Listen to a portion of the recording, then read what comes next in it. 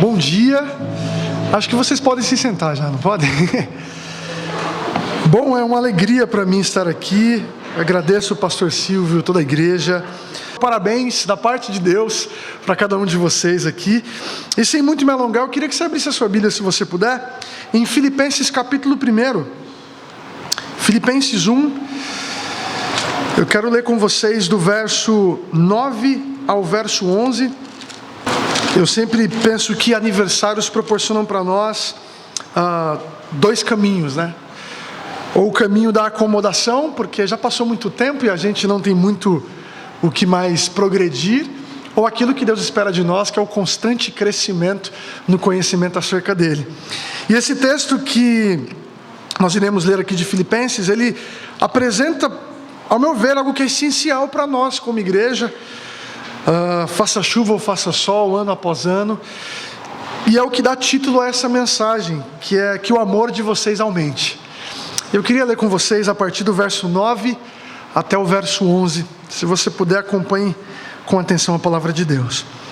Esta é a minha oração: que o amor de vocês aumente cada vez mais em conhecimento e em toda percepção, para discernirem o que é melhor, a fim de serem puros e irrepreensíveis até o dia de Cristo, cheios do fruto da justiça, fruto que vem por meio de Jesus Cristo, para a glória e louvor de Deus. Abaixa sua cabeça mais uma vez, vamos pedir a direção do nosso Deus. Pai Todo-Poderoso, obrigado, Senhor, obrigado por esses 44 anos em que essa comunidade tem sido instrumento em Tuas mãos. Obrigado porque essas pessoas que aqui estão têm sido agraciadas pelo Senhor. E obrigado pela data de hoje, Pai, a qual nós podemos nos reunir, nós que fazemos parte de uma história recente, daqueles que aqui já caminham há muito tempo, nós temos a alegria e o privilégio de poder celebrar pelos Teus feitos poderosos no meio dessa igreja. E nesse momento estamos todos nós diante da Tua palavra. Por isso, fala ao nosso coração, Pai, pelo Teu Espírito, conforme a Tua vontade, nos conduzindo para aquilo que o Senhor quer realizar em nós e através de nós. Essa é a nossa oração e cremos que essa é a Tua vontade em nome de Jesus. Amém. Queridos, como que nasce uma amizade verdadeira? Tenta lembrar aí da primeira vez que você, talvez com as pessoas que você congrega aqui, você conheceu e começou a construir uma história. Você vai concordar comigo que para que uma amizade de fato ocorra, seja uma amizade genuína, a gente precisa de tempo, mas tempo de qualidade. Sentar na mesa, gastar tempo compartilhando um pouco a vida, mas com certeza tudo começa com aquelas pequenas afinidades. Pô, Samuel, você é palmeirense, sou palmeirense também. Você é músico, sou músico também. Está na igreja, etc. Eu e o Fratelli foi mais ou menos assim. E aí, com o passar do tempo, a gente vai construindo esse laço, estreitando essas amizades, mas é inegável, eu tenho certeza que você já passou pela difícil e dura realidade da separação com os melhores amigos. É ou não é difícil? Você constrói uma jornada para aqueles que talvez passaram a adolescência, a juventude com aquela galerinha da escola, e aí depois você muda de cidade, depois você muda de igreja, depois por alguma razão seu amigo vai embora, sua amiga vai embora, ou até os próprios dilemas da vida, não é, meus irmãos? Uma enfermidade, uma doença, ou até mesmo a própria morte, que já mostra para nós do quão difícil que ela não faz parte do plano de Deus, não é? A separação é algo que é um tanto quanto difícil, mas não é de coisa triste que a gente vai falar aqui hoje, mas querendo ou não, a separação ela proporciona para nós aquele anseio de um reencontro, da gente poder se reencontrar com essa pessoa que a gente tanto ama, e no processo de até a chegada desse reencontro, a gente hoje com a tecnologia consegue mandar uma mensagem, enviar alguma coisa via WhatsApp, etc. Mas talvez para os apaixonados aqui de plantão, décadas de 80, 70, não tinha WhatsApp, né? Então a gente escrevia carta. E na hora de escrever carta, é mais ou menos assim, você tem uma folha e você vai pensar o máximo que você vai escrever de mais especial, para que quando aquela pessoa leia, ela se sinta amada, querida, mesmo com a distância. Por que eu estou colocando tudo isso aqui para nós? é porque esse texto de Paulo é um texto em que ele escreve para uma igreja que ele tem muita saudade. Eu não sei se você sabe, mas o apóstolo Paulo ele estava preso e, segundo a tradição, possivelmente ele estava em Roma. Só que estava às vésperas de um julgamento, meus irmãos. Paulo, o pastor Paulo, às vésperas de ser julgado por testemunhar a respeito do Cristo, e pela inveja dos seus opositores ali, foi levado por, segundo eles, ter criado motins e coisas contra a lei de Deus. Está em Roma preso, às vésperas de ser julgado, e como nós sabemos na tradição, depois disso morto. Mas Paulo tem um carinho muito especial por essa igreja aqui. E essa igreja foi a igreja que ele possivelmente foi o plantador. Nós temos alguns movimentos muito importantes que acontecem na região de Filipos. Se você lembra do livro de Atos, capítulo 16 e 17, Paulo tanto sofre, Paulo é preso ali, mas ele também tem a conversão de Lídia, alguém que é muito importante ali no seu ministério, e tantos outros movimentos que acontecem nessa igreja, que se torna uma igreja muito querida para o apóstolo Paulo. A grande questão é que Paulo, mesmo diante das suas algemas, ele está preocupado com a igreja que ele plantou. E preocupado com essa igreja, ele escreve essa carta, evidenciando todo o amor e a saudade de um pastor, um genuíno pastor que ama as suas ovelhas. Mas ele apresenta para nós aquilo que, diante de todas essas circunstâncias adversas que ele está passando, o que ele considera ser essencial para que a igreja dê continuidade à sua história. E é sobre isso que eu quero pensar com vocês aqui, sobre aquilo que é essencial para nós na jornada com Jesus. Paulo vai mostrar para nós aqui, em poucas palavras, que o povo de Deus, ele floresce quando ele ora com amor, ama com conhecimento e amadurece para a glória de Deus. Simples assim. Paulo vai mostrar nesses 3 versos, do verso 9 ao verso 11, que o povo de Deus, ele floresce, ele amadurece quando ele ora com amor, quando ele ama com conhecimento verdadeiro, e quando ele, ao crescer, faz tudo isso para a glória de Deus. Desde já, essa é a minha oração para cada um de vocês, meus irmãos, e acredito que é o que o Senhor tem a falar ao coração de vocês esses 44 anos. Antes que a gente vá direto ao texto, vamos tentar contextualizar essa passagem. Se você puder ver comigo no verso 3, veja um pouco acima. Paulo inicia o texto dizendo que ele agradece a Deus quando se lembra dos filipenses. E a gratidão de Paulo, ela está relacionada a um movimento de cooperação que essa igreja teve com o próprio ministério de Paulo. Se você puder ver, continuando o texto no verso 4, ele vai dizer que sempre quando ora por esses irmãos, ele ora com muita alegria. Por que razão? Por causa da cooperação deles com o Evangelho. E essa cooperação está justamente no fato de que eles enviaram mantimentos para Paulo. E Paulo entende que o interesse dessa igreja em enviar mantimentos para ele, nas condições que ele estava, preso ali, eu não sei se você sabe, alguém preso no primeiro século não tinha as mesmas condições que nós temos nos presídios hoje, tá? Naquela época lá era cada um por si. Então os seus amigos, os seus familiares, aqueles que eram seus cooperadores, que levariam mantimentos e dariam algum suprimento para você. Então Paulo tem pessoas nessa igreja que estão de alguma forma fortalecendo o seu ministério, dando sustento a ele, e para Paulo isso não é apenas uma mera ajuda, mas é um exercício de uma igreja que está cooperando para que o evangelho avance, meus irmãos. Mas olha só, Paulo coloca para nós que ele ora em favor deles sempre com alegria, já mostrando que com regularidade as orações de Paulo têm como interesse essas pessoas. A gente está vendo uma troca mútua de amor aqui, você está vendo? E aí, Paulo é alguém que ele não tem nenhum tipo de reservas ou ressalvas quanto a externar seus sentimentos. Porque diante disso é o que o texto vai dizer. Verso 6: estou convencido de que aquele que começou a boa obra em vocês vai completá-la até o dia de Cristo. E aqui vai a ênfase que Paulo dá no próprio papel do Senhor, na transformação e no crescimento do povo dele. Mas ele continua: é justo que eu me sinta a respeito de todos vocês, uma vez que os tenho em meu coração. Tenho vocês em meu coração. E ele continua: pois quer nas correntes que me prendem, quer defendendo e confirmando o evangelho, vocês participam comigo da graça de Deus. E aqui vem o ápice do sentimento do pastor Paulo, quando ele diz: Deus é minha testemunha de como tenho saudade de vocês, com profunda afeição de Cristo Jesus. Meus irmãos, vocês são privilegiados de terem pastores tão amáveis no meio de vocês. Mas se você acompanha um pouquinho como é que funciona a igreja brasileira, pensando aqui no nosso próprio país, casos e casos de pastores que não estão evidenciando a veia de Jesus Cristo, a veia do amor com as suas ovelhas. Paulo muito nos ensina, como pastores e como líderes, aquilo que é essencial no ajuntamento santo como esse. Nós precisamos externar um amor que seja real, genuíno, fruto de uma mútua cooperação da igreja que está crescendo em nome de Jesus, para a obra de Jesus, com o intuito de que Ele, através de nós, apareça nesses relacionamentos de amor que Ele nos entregou. Eu sempre gosto de colocar que a gente tem muitas dificuldades em congregar, não tem? Congregar é difícil, gente.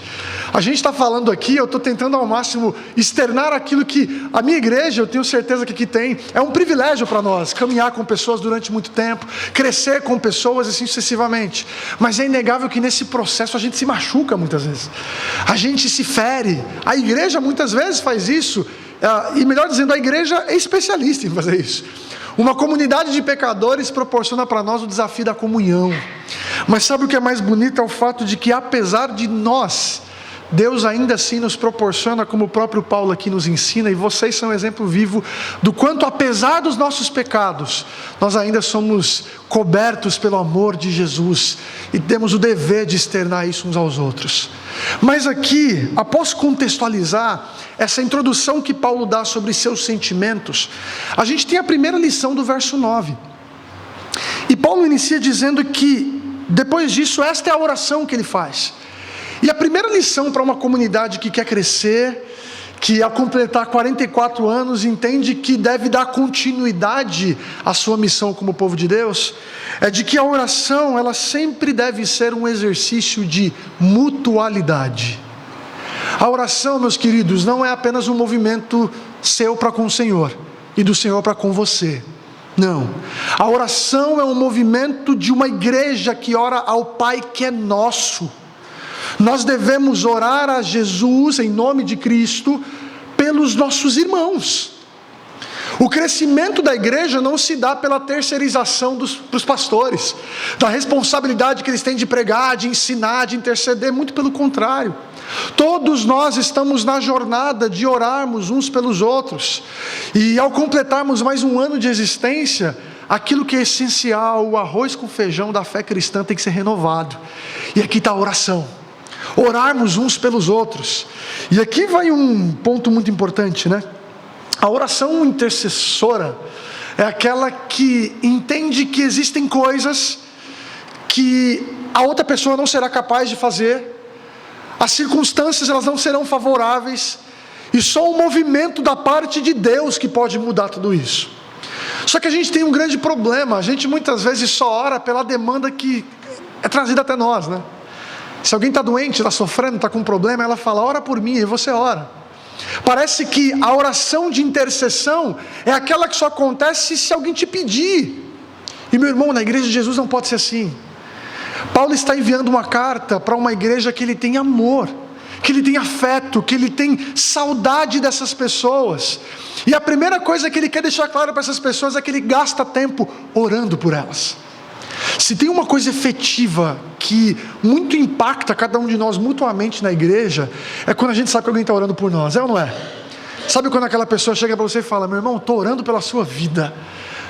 Eu não sei você, mas para mim traz aquele senso assim, caramba, alguém está gastando tempo comigo. Alguém está em casa separando um momento para colocar um interesse que não é dele, para ele. O que é legal é que no capítulo 2, se você puder ver na sua Bíblia, Paulo vai dizer assim, capítulo 2, verso 3, nada façam por ambição egoísta ou por vaidade, mas humildemente considerem os interesses dos outros superiores aos seus. Eu acho que a melhor maneira da gente poder externar isso é orando. E essa é a primeira lição que Paulo coloca para nós, orar uns pelos outros. E sabe o que isso nos ensina?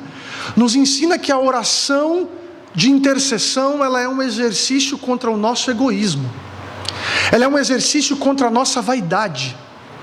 contra aquilo que muitas vezes é comum nas nossas igrejas de maneira geral, a tentação de chegarmos aqui, nos assentarmos nessas cadeiras, escutarmos um sermão, dizermos amém, irmos embora para nossa casa e obrigado, Senhor. E nos esquecermos de que o congregar coloca sobre nós um compromisso comunitário, em que nós estamos aqui carregando os fardos uns dos outros, estamos aqui dando continuidade à obra do Senhor em nós, através agora das nossas mãos, abençoando essas pessoas. Mas veja, Paulo não está falando isso porque ele tem essa igreja como singular e somente para ela que ele entende que é importante falar sobre oração. Não é. Se você puder vir a sua folha aí, no livro de Efésios, no capítulo 6 de Efésios, verso 18, Paulo vai dizer o seguinte: orem no Espírito em todas as ocasiões, com toda a oração e súplica. Tendo isto em mente, ele diz: estejam atentos e perseverem na oração por todos os santos. É Paulo colocando para nós que orar uns pelos outros não é apenas algo que cabe escolha para nós, meus irmãos. É um dever. É um dever de uma comunidade que está perseverando na sua jornada com Jesus. E aqui vem uma aplicação direta. Nesses 44 anos, com aqueles que estão aqui agora, que você tem tanto amor e carinho, com aqueles que por alguma razão não estão mais aqui, quantas vezes você intercedeu por essas pessoas? Quantas vezes você orou por elas? Quantas vezes você gastou tempo orando por seus irmãos aqui, que congregam com você domingo a domingo, sem que eles tenham te pedido nada? Quantas vezes dentro de casa você lembrou dos membros que você tem o privilégio de congregar e orou para que o Senhor agraciasse a vida deles, para que houvesse crescimento, para que houvesse todo o desenvolvimento que a gente tem como expectativa da igreja? A gente quer que a igreja cresça, não quer? A gente quer que novas pessoas se acheguem aqui, se batizem, se tornem parte dessa comunidade. Mas, meu irmão, sem oração vai ser impossível. Vai ser impossível isso acontecer. Sabe por quê? Porque o crescimento do povo de Deus não é uma demanda humana. Não parte da gente ser o melhor pregador, o melhor cantor, como meu avô dizia, o melhor tocador. Não é assim. Mas é justamente de entendermos que as nossas mãos, o nosso exercício ministerial, ele é apenas um caminho para que a graça de Deus atue. Mas para que isso ocorra, joelhos têm que estar dobrados no chão, meus irmãos. Talvez a principal lição que Paulo nos coloca nessa passagem é que a oração como um exercício de mutualidade, é um compromisso de toda e qualquer igreja que queira de fato ser igreja. Mas Paulo não para aqui. Paulo coloca para nós que existe uma prioridade. E aqui vem a nossa segunda lição. Paulo fala para nós que o amor, ele é o caminho do crescimento de Deus. É o caminho do crescimento da igreja. Porque olha o que ele vai dizer: esta é a minha oração, que o amor de vocês aumente. Paulo começa a sua oração com amor, né? E o amor, ele é um tema universal. Todo mundo ama, não é? Às vezes você não ama o que era o ideal a ser amado, mas todo mundo ama. A revelação bíblica, em essência, ela é marcada pelo tema do amor. Se você se lembrar, por exemplo, do próprio livro de 1 Coríntios, Paulo coloca para nós que o amor, ele é paciente, o amor, ele é bondoso, porque todas as características do amor revelado ali, elas estão relacionadas ao caráter do próprio Deus. João, quando vai qualificar o amor, ele diz que Deus é amor. O amor não é um produto nosso, mas Deus que padroniza aquilo que nós entendemos por ser amor. As expressões culturais, como toda forma de amor é válida, elas não fazem nenhum sentido do ponto de vista bíblico, porque o amor não nasce de nós, o amor é de Deus. É Deus que qualifica e coloca para nós e nomeia o que de fato é o amor. Mas sabe o que é interessante, meus irmãos? É que o amor também é a expressão da nossa vida com Ele e uns com os outros. No que se resume a lei de Deus? Amar a Deus acima de todas as coisas. E o segundo mandamento semelhante a esse, amar o próximo como a si mesmo. Percebe que se você tivesse que sintetizar qual é o seu compromisso como igreja, você resumiria em amor. Em amor.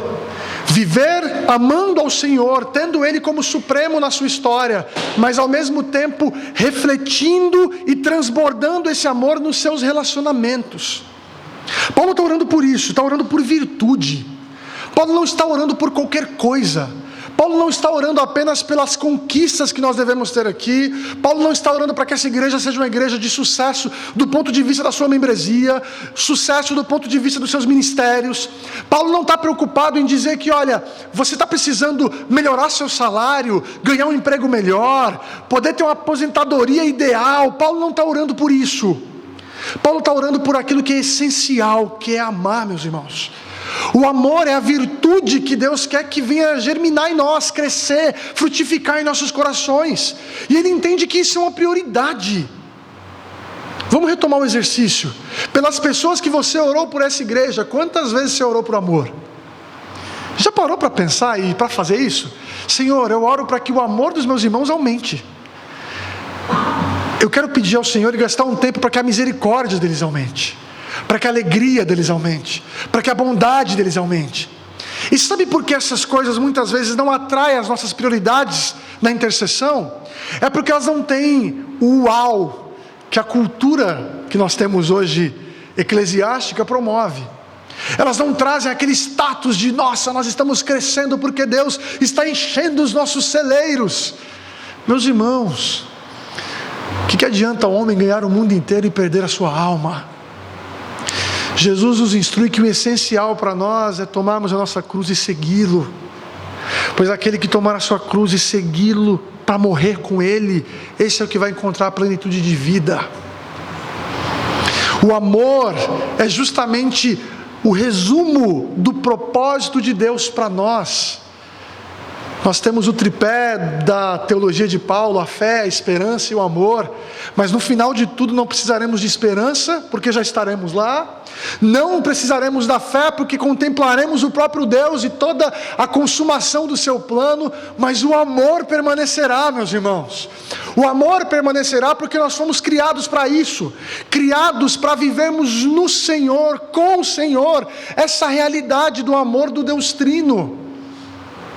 Na tradição cristã se coloca que, de maneira poética, na dança da Trindade, o Pai, o Filho e o Espírito em plena comunhão na eternidade, sendo eles o único Deus, dessa maneira misteriosa que é a Trindade, eles não precisavam de nós.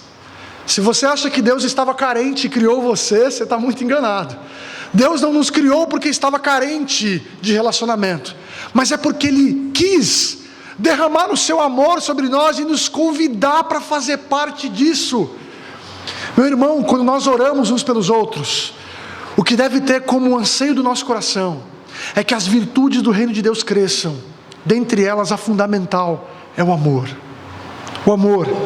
Mas Paulo continua dizendo que o amor deve aumentar cada vez mais em conhecimento. E aqui é muito importante porque Paulo não está falando para nós de um amor que, como eu disse, a cultura promove, que nasce de nós, dos nossos padrões e etc. Mas ele está dizendo para nós que é um amor que vem de um conhecimento ou que está relacionado a uma espécie de conhecimento. E é um texto muito pertinente em 1 Coríntios 8, onde Paulo vai dizer o seguinte: todavia o conhecimento traz orgulho, mas o amor edifica. Quem pensa conhecer alguma coisa ainda não conhece como deveria, mas se alguém ama a Deus, este é conhecido por Ele. Sabe o que é interessante? A ideia da expressão conhecimento aqui, não é no sentido do conhecimento de uma informação. Você lê um livro e agora você tem uma informação. Alguém te deu uma notícia e você tem um conteúdo novo aqui, não é esse. Mas é o conhecimento do relacionamento. É o conhecimento que o esposo tem com a esposa. É o conhecimento da intimidade. É o conhecimento que só dá para você ter uma amizade, um laço genuíno ali. Mas o que é interessante é que no texto de Coríntios diz o seguinte, que aquele que ama, esse é conhecido por Deus. É quase como se Paulo dissesse que aquele que ama não é aquele que Deus vai querer conhecer, mas se essa pessoa está amando é porque Deus já o conheceu, Deus já acessou essa pessoa, Deus já tem comunhão com essa pessoa. Sabe por quê, meu irmão? o amor genuíno não vem de nós. Nunca haverá virtude se não for a atuação da graça de Deus em nós. Se nós estamos amando é porque Deus já nos conhece, é porque Deus já está em nós, se relaciona conosco. Deus é nosso, o nosso Deus. Paulo está convidando a gente a pensar isso, que quem ama Deus é conhecido por Ele, e ser conhecido por Ele é ter amizade com o Senhor. É justamente por ter amizade com Ele, estar agora reverberando o caráter do próprio Deus. Sabe o que torna uma vida santa? Andar com Deus que é santo.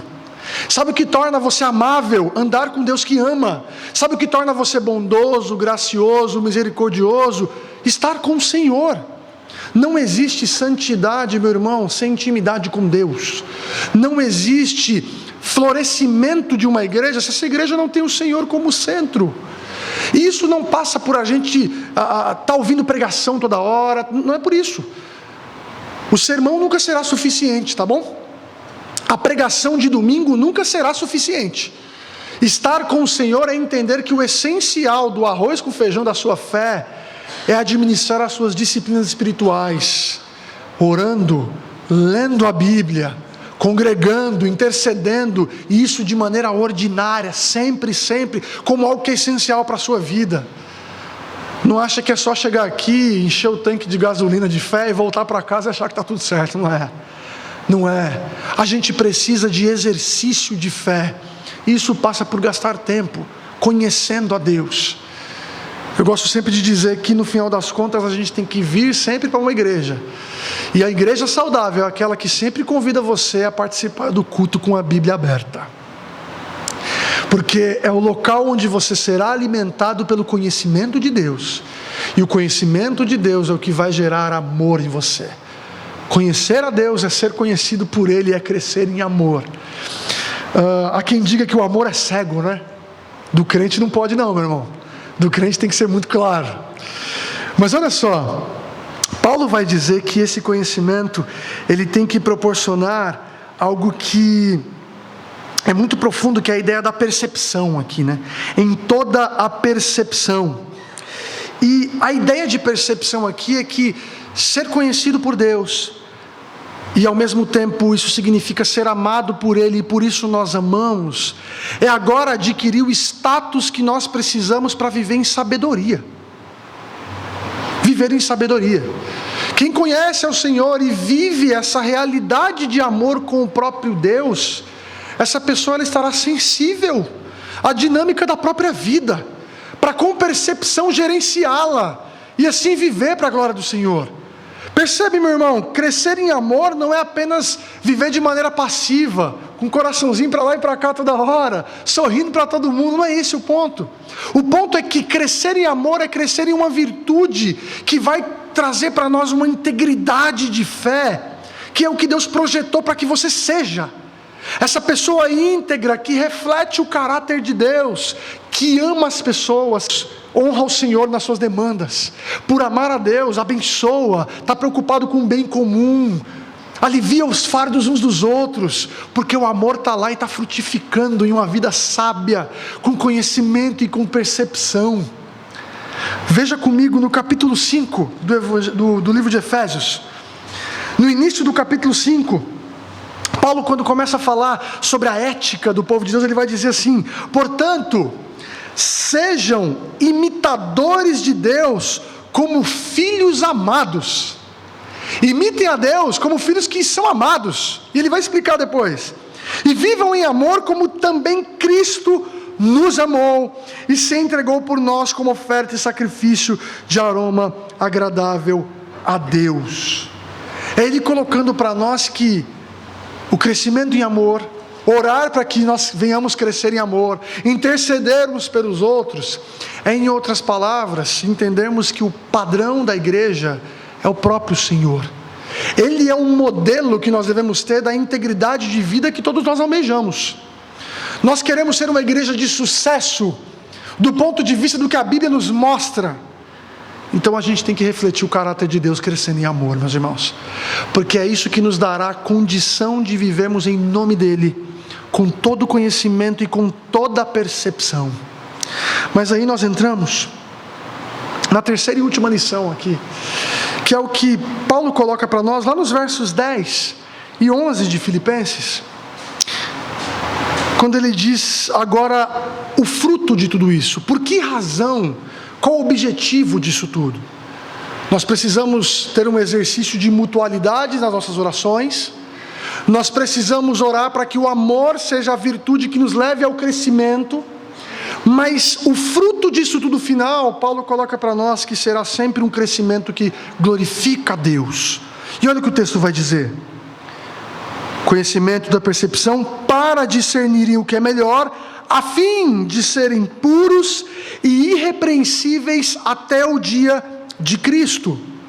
A ideia de pureza e de ser irrepreensível é justamente aquilo que resume o processo nosso nessa jornada de fé de nos santificarmos. Qual que é o objetivo da gente crescer em amor? Para que a gente seja santo. Qual o objetivo que nós temos de crescer em amor? Para que a gente seja íntegro, para que a gente seja de fato irrepreensível até o dia de Jesus. E aqui é uma dinâmica muito interessante, meus irmãos, que ela está muito relacionada ao que Paulo diz para discernirem o que é melhor. Porque a expressão aqui é como se Paulo dissesse o seguinte: para que vocês aprendam a separar o que é bom do que é excelente. Ele está falando de prioridade aqui. A gente tem que crescer em amor, em conhecimento, para que a gente aprenda a entender aquilo que de fato importa. Isso aqui é muito legal, mas é isso aqui que a gente precisa. Isso aqui é muito bom, mas isso que é o essencial, o excelente que Deus espera de nós. E esse excelente está relacionado com o quê? Com justamente essa vida, como eu disse, que é sábia, e por ser sábia vai crescendo em santidade, vai crescendo em pureza, até o dia de Cristo. O que Paulo está convidando a gente a fazer? A justamente olhar para a vinda de Jesus como um exercício de perseverança para o presente. É como se até o dia de Jesus nós estaremos nessa jornada, ansiando se encontrar com Ele, prontos, mas ao mesmo tempo motivados pela vinda dEle, no hoje, no aqui e agora. Sabe por quê, meus irmãos? Essa igreja é uma igreja que ela era muito boa das portas para dentro, das portas para fora. Ela cooperava com o ministério de Paulo, ela fazia um monte de coisa. Só que das portas para dentro, pela narrativa do próprio texto, ela tinha problemas de relacionamento. Você lembra do capítulo 4 de Evódia e Sintique? Quando Paulo diz para que essas duas mulheres ela entrem em acordo ali. Paulo vai falar no capítulo 2 para não terem desejos egoístas, considerarem os interesses dos outros. Porque quem sabe talvez o problema dessa igreja fosse um problema de amor. Uma igreja que não amasse. Mas algo que é muito interessante é que no contexto, essa igreja também vai ser encorajada quanto à ansiedade diante da perseguição. Eles estavam sofrendo perseguição também por confessarem a Cristo, e Paulo quer os encorajar. Tudo isso que eu estou colocando para vocês como contexto se encaixa nessa introdução que Paulo está colocando na carta no capítulo 1, ao dizer a importância de crescermos em pureza, sermos irrepreensíveis até o dia de Cristo. Porque a gente precisa aprender a amar, aprender a conviver, aprender a considerar os interesses dos outros, mas também a lidar com os dilemas de uma vida que, ao fazer isso, vai sofrer retaliação do mundo. Ao fazer isso, vai sofrer justamente aquilo que nós muitas vezes não gostaríamos, mas que faz parte do repertório do povo de Deus. Se Cristo sofreu, os que seguem Ele, os que refletem seu caráter, os que estão de fato trilhando a jornada como seus discípulos, também sofrerão.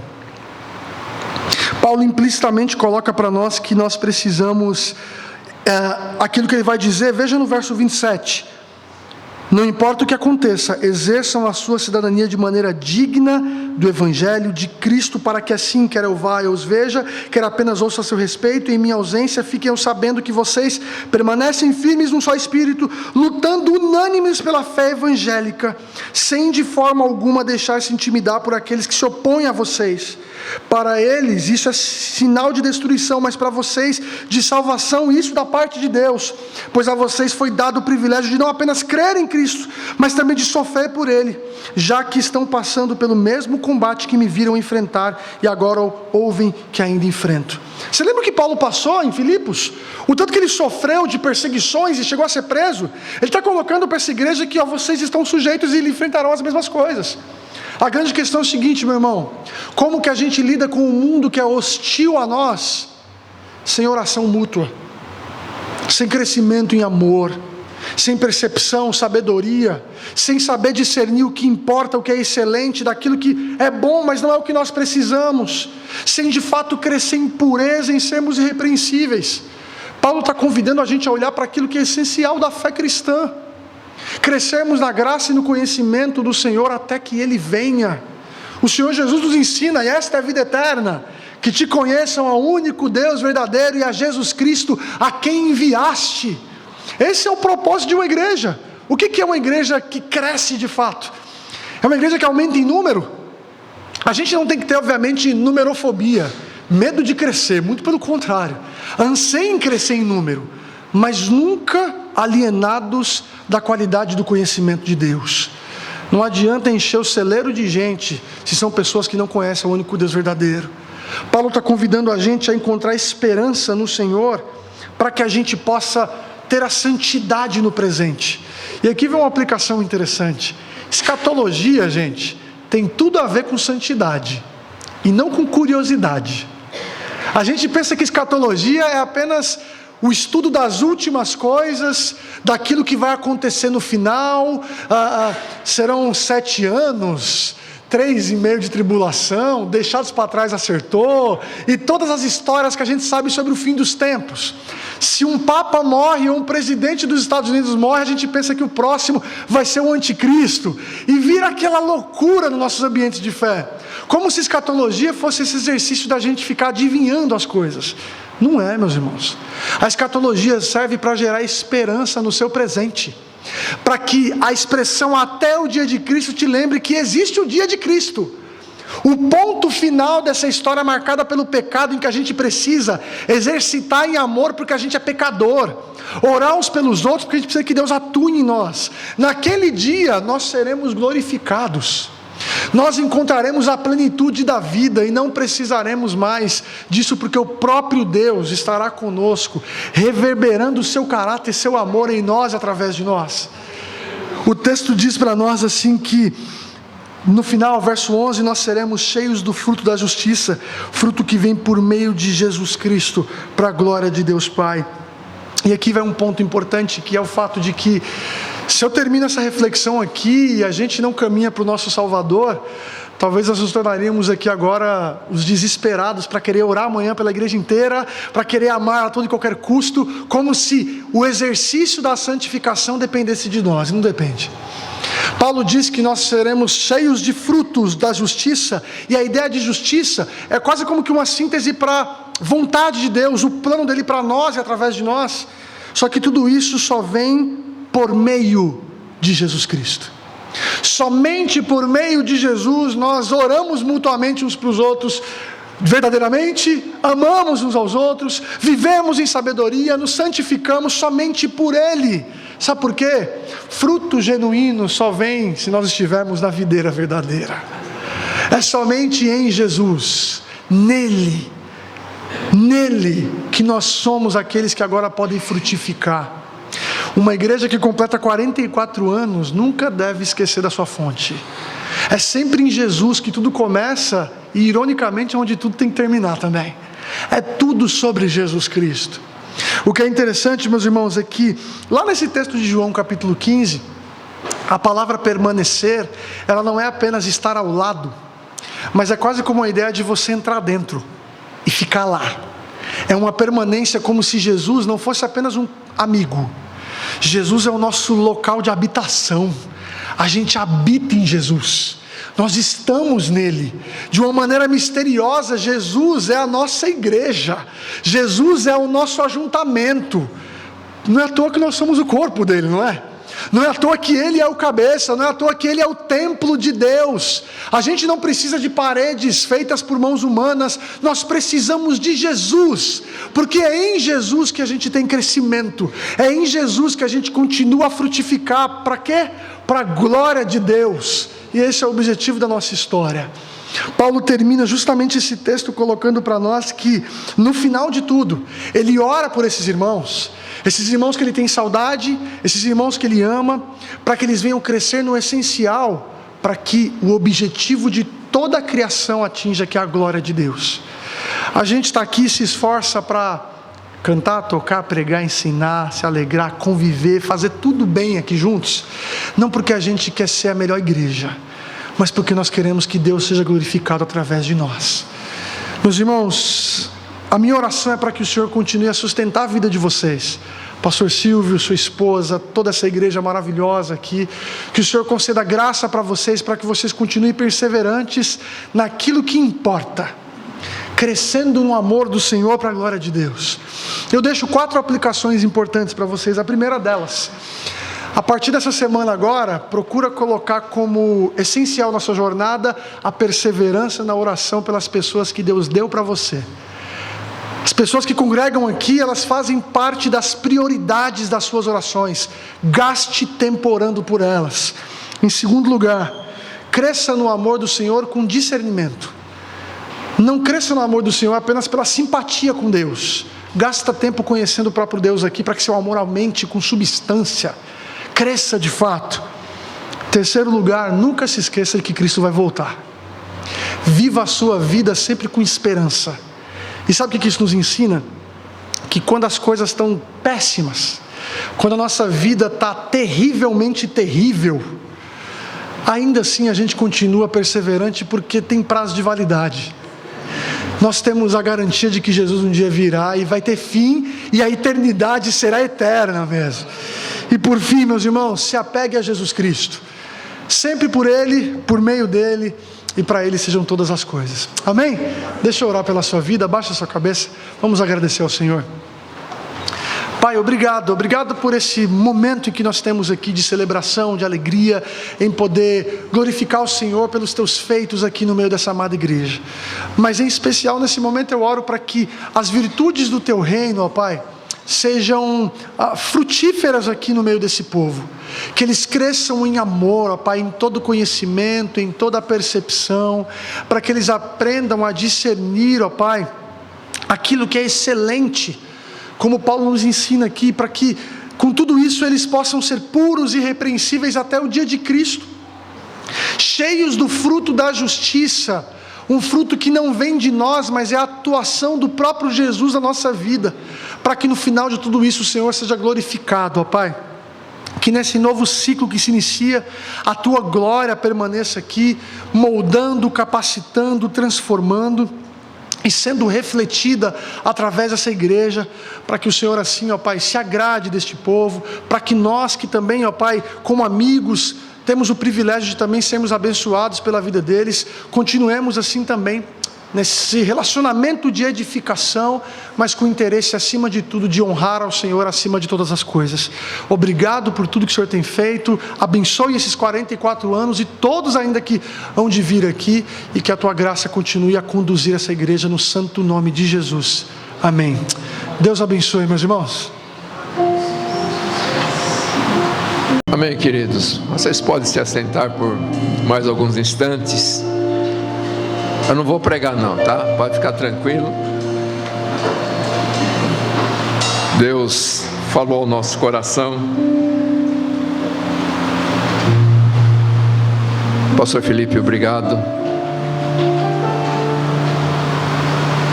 E eu gostaria de somente ler aqui uma palavra que eu escrevi.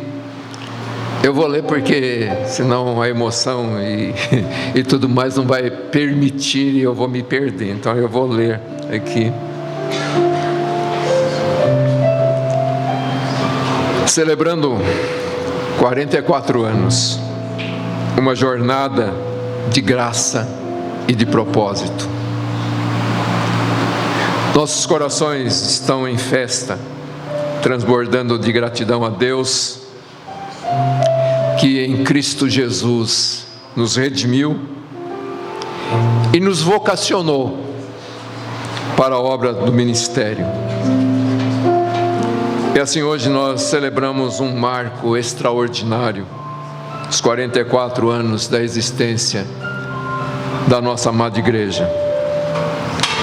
Porém, mais do que uma data no calendário, este é um memorial da fidelidade de Deus, uma narrativa viva da sua graça e do seu poder e direção que nos tentou até hoje. 44 anos representam uma história construída, não por mãos humanas, mas pela vontade soberana do nosso Senhor.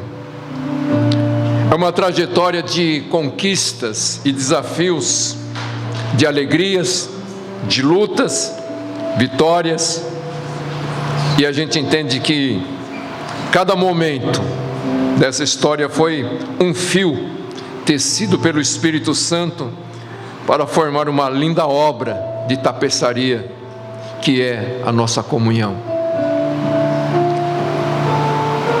E hoje a gente nos lembramos com carinho e com gratidão dos nossos irmãos, muitos dos quais já estão com o Senhor, e de tantos outros que continuam servindo ao Senhor em outros lugares. A nossa comunidade não é grande, mas se você olhar ali naquelas fotos, você vai ver centenas de pessoas que foram tocadas pelo Senhor através deste ministério. Estão servindo ao Senhor muitos pastores por este Brasil afora e até mesmo além das fronteiras do Brasil. Estes tantos irmãos amados que com oração, sacrifício e lágrimas ajudaram a construir o que nós somos. E neste momento de celebração, a nossa gratidão se estende a cada um de vocês, amados irmãos, que hoje estão ativos neste ministério, trabalhando, seja na linha de frente ou nos bastidores da oração e da intercessão, todos servindo e dando continuidade a esta linda história. Seu amor, dedicação, tempo e talentos dados com tanto zelo são um dom precioso de Deus para nós. Cada ministro, cada líder, cada voluntário, cada família, vocês são a expressão viva do cuidado de Cristo pela sua igreja. Que o Senhor mesmo retribua e recompense cada ato de serviço feito em amor. Um agradecimento especial aqui à minha esposa Marilza, que desde o começo, desde o primeiro dia, sempre esteve ao meu lado. E aos pastores, pastor Fernando, Jefferson, Samuel, Adão, vocês que com o coração de servo têm nos ajudado, com sabedoria e amor, nos inspirando como exemplos de fé e dedicação. O trabalho de vocês no Senhor não é em vão. Esses 44 anos são um testemunho vivo de que a igreja não é um edifício de paredes e tijolos, mas um organismo vivo. É o corpo de Cristo, movido pelo amor e comprometimento com a propagação do Evangelho do Reino de Deus. Cada projeto, cada culto, cada celebração, cada estudo da palavra, cada gesto de amor ao próximo, cada vida transformada, cada família restaurada pelo poder de nosso Senhor Jesus Cristo, compõe uma sinfonia de amor ao Senhor Jesus, nosso Salvador. Mas que esse dia não seja apenas de olhar para o passado com saudosismo, mas de renovar nosso compromisso, ânimo e nossa visão para o futuro daquilo que Deus ainda tem para fazer através de nós. Amados irmãos, enquanto celebramos esta jornada, a palavra de Deus nos exorta em Hebreus 10, 23. Sem vacilar, mantenhamos inabalável a confissão da nossa esperança, pois quem fez a promessa é fiel. 44 anos nos ensinam que a fidelidade de Deus é a nossa âncora. E diante do futuro, somos convidados a perseverar. Perseverar não pela nossa própria força, mas pelo poder do Espírito Santo que Ele nos concede. Perseverar na fé, não abrindo mão da confiança no Deus que nunca falhou e nunca falhará. Nos tempos de crise e nos tempos de bonança, vamos crer que Ele está no controle de todas as coisas. Perseverar na palavra do Senhor, que é perfeita e restaura a alma, que é fiel e dá sabedoria aos simples, que é reta e alegra o coração, que é pura e ilumina os olhos. Perseverar na oração, em intimidade com o Pai, com o Filho e com o Espírito Santo. Perseverar na comunhão, não sendo negligentes em estarmos juntos, no amor, no perdoar, no suportar as cargas uns dos outros, porque a igreja é família, e juntos nós somos fortes. Perseverar na missão, não nos calemos, não retrocedamos, continuemos a proclamar as boas novas do Evangelho de Jesus Cristo a toda criatura, com o mesmo fervor dos nossos primeiros dias. Perseverar na esperança, porque a nossa luta não é em vão, nosso trabalho não é em vão, como lemos em 1 Coríntios 15, 58. Portanto, meus amados irmãos, sede firmes e constantes, sempre abundantes na obra do Senhor, sabendo que nele o vosso trabalho não é inútil. Pois aquele que começou a boa obra em nós é fiel para completá-la. Que os próximos capítulos da nossa história sejam escritos com ousadia e paixão, sempre guiados pelo Espírito Santo, sempre firmados na rocha eterna e sempre movidos pelo amor incondicional de Cristo. Vamos lá, igreja. Deus ainda tem muito a realizar, e a glória somente a Ele. Então essa é a palavra que Deus colocou no meu coração para este dia de celebrarmos ao Senhor, porque, como foi dito na mensagem, é por causa dEle, é por Ele e é para Ele todas as coisas. Jesus é o centro de todas as coisas. Amém? Vamos ficar em pé, queridos.